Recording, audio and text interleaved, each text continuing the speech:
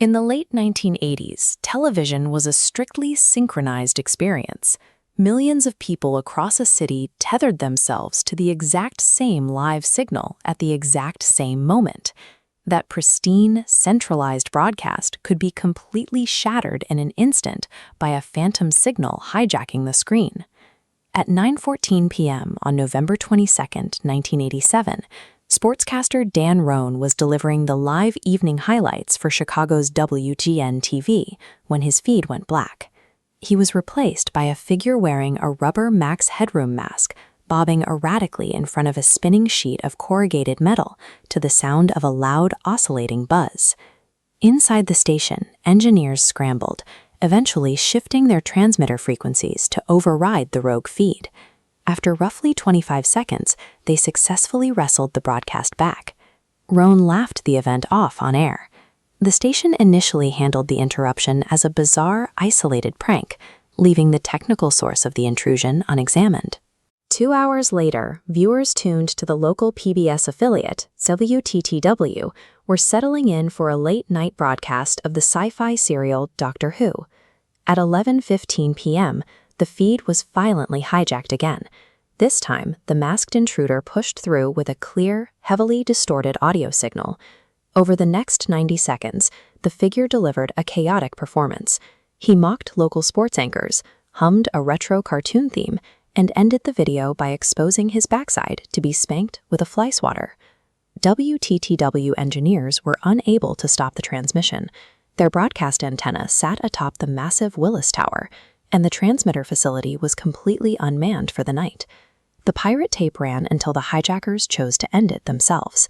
This second strike, occurring on a separate frequency at a different tower, demonstrated that the interruption at WGN was not a one-off error. To understand how the intruders pulled this off, we have to look at the physical architecture of the broadcast grid. The hackers did not attack the main city transmitters directly. Brute forcing a citywide signal override would require tens of thousands of watts of power, a scale impossible to generate without a massive, dedicated facility.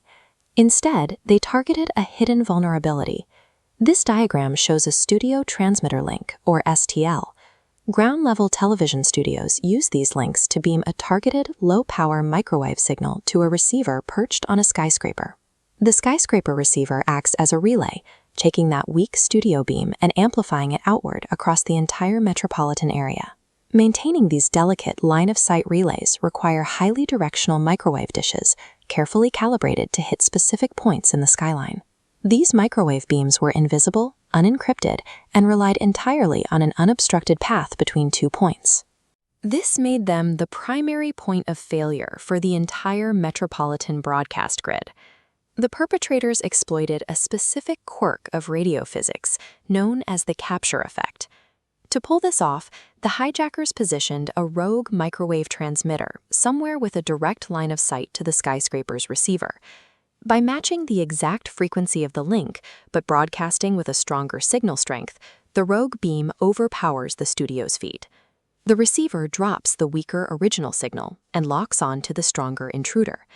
Once that connection is locked, the hijacked tower does all the heavy lifting, amplifying the pirate tape at maximum power to millions of homes. Generating that targeted blast required thousands of dollars in specialized mobile transmission gear, similar to the equipment found on professional news vans. It also required deep insider knowledge of network operations, specifically knowing the exact hour the receiver at the Sears Tower would be left unguarded. This required intense planning and technical precision, pushing the physical limits of analog broadcasting to execute a highly calculated heist.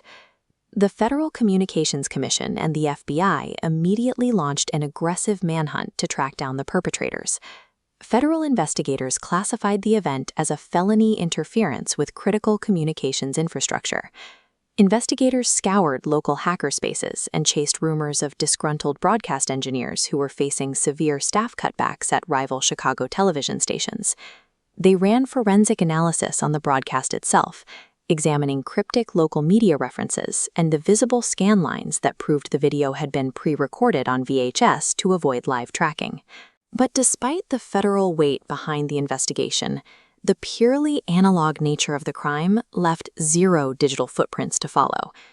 No specialized hardware was ever recovered, and no accomplices ever broke their silence to claim responsibility.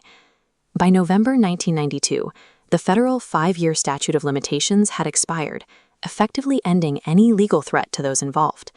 In 2009, the United States transitioned to encrypted digital broadcasting, rendering this specific type of brute force radio frequency hack impossible to repeat. The door was closed permanently on the only methods investigators had to recreate the crime.